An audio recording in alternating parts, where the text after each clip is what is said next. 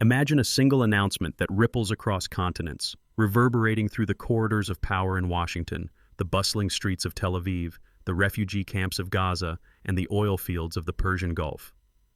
The President of the United States declares that Israel is ready to make peace with Hamas, a historic 60-day ceasefire, poised to pause months of relentless warfare in Gaza. Headlines blare, markets tremble, and millions dare to hope.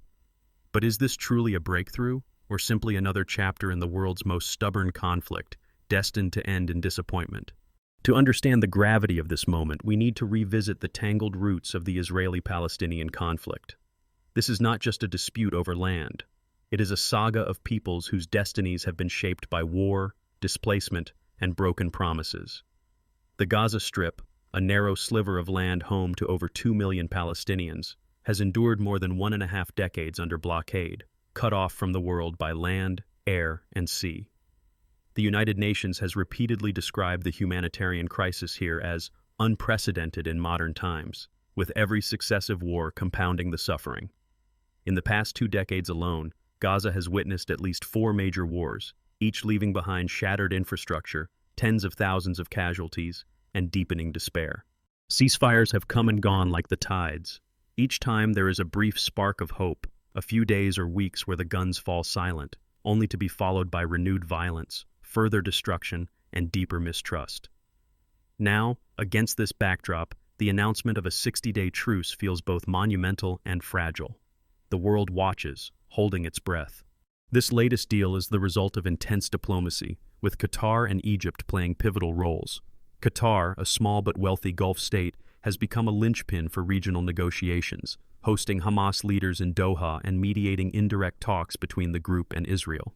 Egypt, sharing a border with Gaza, has its own security concerns and has often served as the bridge between the warring parties.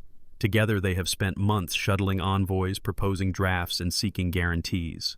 On the diplomatic front, the United States State Department is meticulously reviewing every clause of the agreement, wary of the pitfalls that have doomed previous attempts.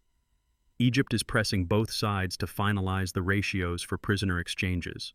Palestinian prisoners held in Israeli jails for Israeli hostages captured by Hamas. Meanwhile, Qatar is seeking ironclad security assurances from Israel to address Hamas's fears of sudden attacks or renewed incursions. The stakes are enormous. Neighboring Jordan, already home to millions of Palestinian refugees, fears an influx of over 500,000 more if the ceasefire collapses or Israel expands its offensive. The kingdom's fragile economy could be pushed to the brink, requiring more than $1 billion in international aid to cope. European powers, especially the European Union, are not standing idly by. In an unprecedented move, the European Union has imposed asset freezes and travel bans on a handful of Hamas leaders accused of obstructing peace, signaling a tougher stance on spoilers who threaten regional stability. Global markets are hypersensitive to every development. Within hours of the announcement, oil prices surged by nearly 3%, reflecting fears of wider instability in the Middle East, a region that supplies over 1/3 of the world's crude oil. But the market impact goes far beyond energy. Cyber attacks have also surged, with sophisticated ransomware targeting Israeli defense contractors, while distributed denial-of-service attacks crippled Hamas-affiliated media outlets. In a world where economic and digital security are intertwined, conflict in Gaza can reverberate from Wall Street to Silicon Valley. Meanwhile, the United Nations Security Council remains paralyzed. Russia and China have called for harsher condemnation of Israel's military campaign, while Western powers urge restraint and emphasize the need for a balanced approach. The International Criminal Court is opening investigations into possible war crimes, examining allegations of disproportionate force by Israel and the use of human shields by Hamas. The specter of international justice looms, but for those living under bombardment or blockade, legal processes offer little immediate relief. The human toll is staggering. According to Gaza's health ministry, more than 56,600 people have been killed since the start of this war, with over 134,000 wounded. Every one of these numbers represents a life cut short, a family torn apart, a future lost to violence.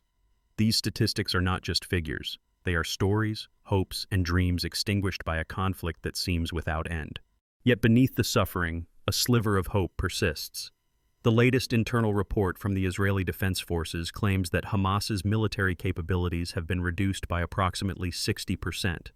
According to the report, major weapons caches have been destroyed, and several key commanders have been killed or captured. However, Hamas still controls crucial districts of Gaza City and maintains influence in the southern and central regions of the Strip. Despite heavy losses, the group's leadership remains defiant, refusing to disarm or surrender. Israeli Prime Minister Benjamin Netanyahu faces extraordinary pressure from within his own government. His coalition is propped up by far-right parties that have vowed to collapse the government if he makes significant concessions to Hamas. These factions demand nothing short of total victory, Hamas's complete disarmament, and an Israeli military presence in Gaza until every last hostage is freed and every tunnel destroyed. For Netanyahu, the political risks are immense. Compromise could cost him his office, but endless war could isolate Israel internationally and deepen its security challenges. On the other side, Hamas's leaders are equally entrenched. Senior Hamas official Sami Abu Zuhri insists that the current proposal is insufficient. Without a clear commitment to ending the war and a full withdrawal of Israeli troops, Hamas will not release the remaining hostages. For them, these are non-negotiable demands, rooted in the bitter lessons of previous ceasefires that failed to deliver lasting relief for Gaza's population. In public statements, Hamas frames the ceasefire as a potential first step, but only if it leads to real change. Experts are divided on the prospects for success. Robert Malley of the International Crisis Group warns, "Announcements are easy, but credibility comes from concrete steps and real buy-in from every actor." Khalid El-Jindi, a senior fellow at the Middle East Institute, goes further.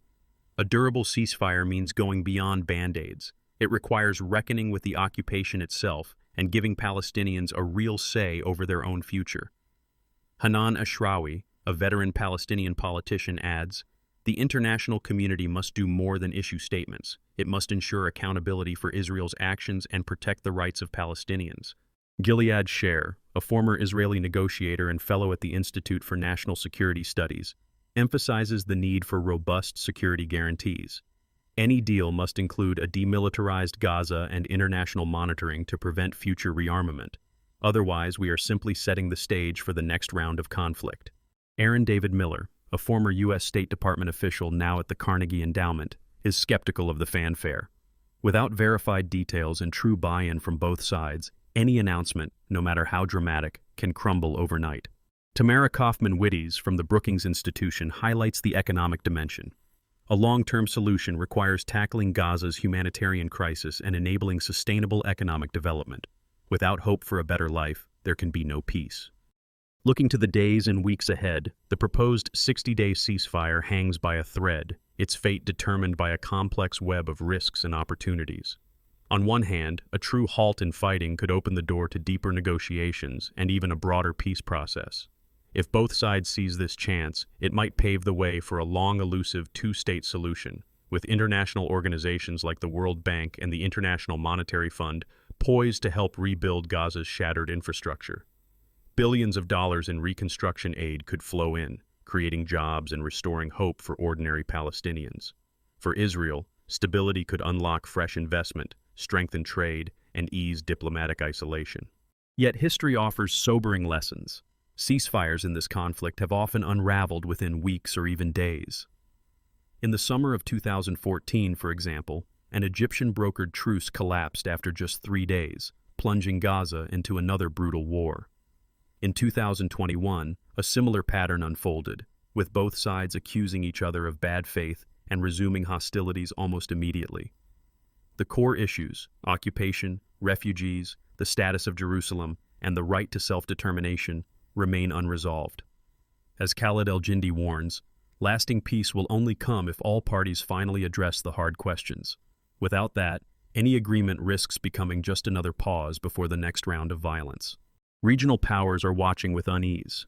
Jordan, as mentioned, fears being overwhelmed by a new wave of refugees, a scenario that would strain its schools, hospitals, and housing far beyond capacity. Egypt, too, is anxious about instability spilling across its border, potentially empowering extremist groups in the Sinai Peninsula. Saudi Arabia, which has been quietly warming ties with Israel as part of a broader realignment in the Middle East, is cautious. Its leadership knows that any perception of abandoning the Palestinian cause could spark backlash at home and across the Arab world. The European Union is already taking concrete steps, targeting leaders it sees as obstructing peace with sanctions, travel bans, and asset freezes. Their message is clear: the international community is watching, and those who stand in the way of progress will face consequences. At the United Nations, however, consensus is elusive. The Security Council remains deeply divided, with veto-wielding members blocking any unified response. Russia and China favor stronger criticism of Israeli actions, while the United States and its allies push for more balanced resolutions that address the violence on both sides. Meanwhile, global markets continue to react to every headline. Oil prices have jumped by about 3% on the mere prospect of instability, but the impact could be far greater if the ceasefire fails. The Middle East remains the lifeblood of global energy, and any escalation threatens not only regional economies, but also the wallets of consumers from Berlin to Beijing. Beyond oil, investors are nervous. Whenever Gaza erupts, stock markets in Tel Aviv and beyond suffer, as uncertainty drives capital away from the region. Even tech companies are not immune. In the past month alone, Israeli cybersecurity firms have reported a surge in cyber attacks targeting sensitive infrastructure, while Palestinian NGOs have struggled to keep their networks online amid relentless hacking. Of course, the greatest obstacle remains the vast gulf between Israel and Hamas. Israel insists that any real peace requires the complete disarmament of Hamas and the establishment of a robust international monitoring system to prevent rearmament. Gilead Share puts it bluntly: security guarantees are non-negotiable. We cannot afford another round of rocket fire from Gaza. Hamas, in contrast, demands not just a ceasefire, but a clear roadmap to ending the war and a full withdrawal of Israeli troops from Gaza. For them, these are existential issues. Without progress on these fronts, the release of hostages is off the table. Aaron David Miller crystallizes the dilemma.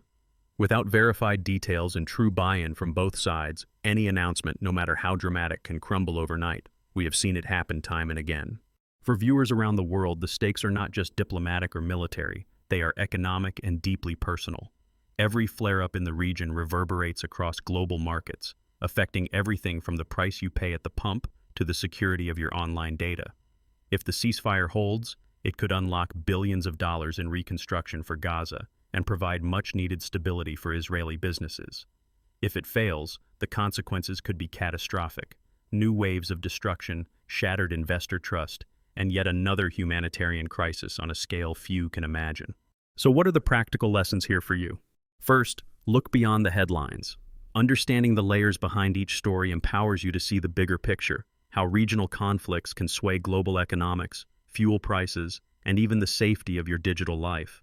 For investors, it is crucial to watch not just the official statements, but the actual on-the-ground commitments, as these determine the true direction of risk.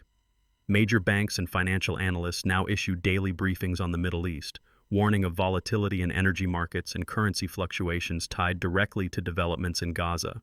For the technology sector, the escalation in cyber attacks should be a wake-up call.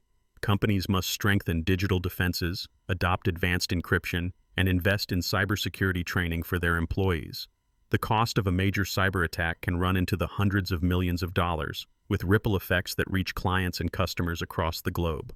For concerned citizens, staying informed and demanding accountability from leaders, both at home and abroad, is more important than ever. The choices made in Jerusalem, Cairo, Doha, and Washington can shape the world's economic future.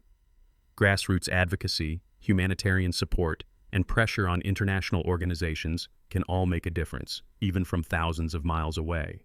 In the end, will this ceasefire bring real change or fade into memory as just another fleeting truce?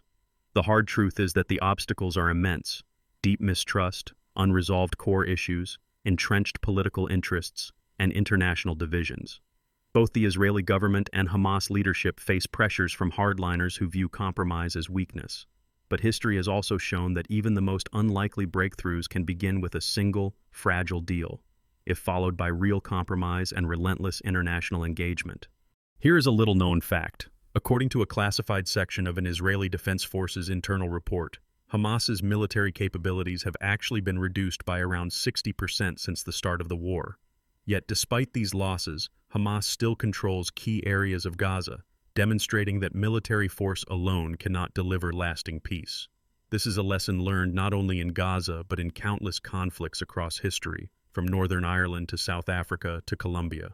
Lasting peace is built not on victory alone, but on reconciliation, dialogue, and the hard work of rebuilding trust. The future hinges on a knife's edge. Several scenarios are possible. A successful ceasefire could lead to de-escalation and open the door for a revived peace process, with the potential for international aid to transform Gaza's economy and rebuild its schools, hospitals, and infrastructure. This would require unprecedented cooperation, oversight, and the willingness of both sides to make painful compromises. The economic impact could be transformative, with billions of dollars flowing into reconstruction, job creation, and regional trade. But failure is equally possible. If the ceasefire collapses, renewed violence could devastate Gaza, drive investment out of Israel, and destabilize neighbors like Jordan and Egypt.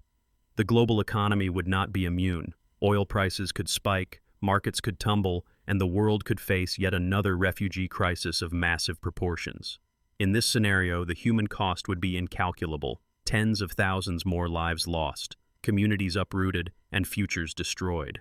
A third scenario is a protracted stalemate, neither war nor peace, but a tense, uneasy status quo punctuated by occasional flare-ups.